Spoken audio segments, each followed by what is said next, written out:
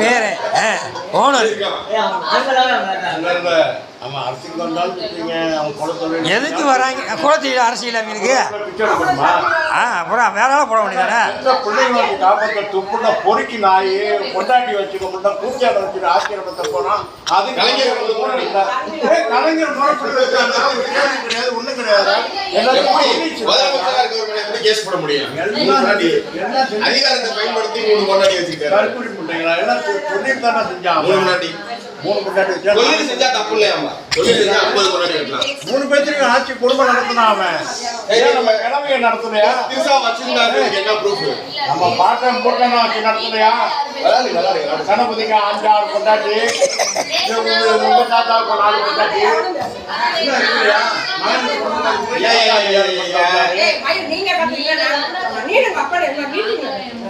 ஆமா 10 நாள் ஆகுது. அதுக்கு டிஎம்கே மேலே குதிக்கிறேன், ஏற்றுக்க முடியல. பல கோடி ரூபா செலவு பண்ணி வர முடியலையே. 2.0 தொழிலமைச்சரை ஒருத்தி வந்திருக்காப்பாரு. மூஞ்சி மோனை குற்றவாளி மாதிரி கீர்த்தனாமா வாங்க வாங்க இந்த நிலம் பட்டா வாங்க பட்டா வாங்க கிணறு தண்ணி பக்கத்துல இருக்கு அவங்க கூப்பிடுற மாதிரி கூப்பிடுறாங்க.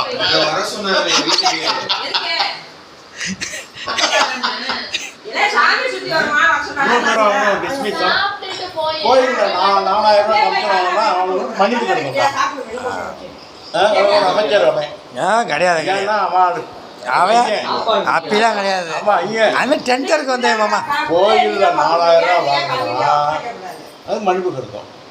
ஜிஎஸ்டியில் ஒருத்தன் 10 ரூபா வாங்கியிருக்கான் வண்டி தள்ளுறதுக்கு, அவனுக்கு வேலை காலி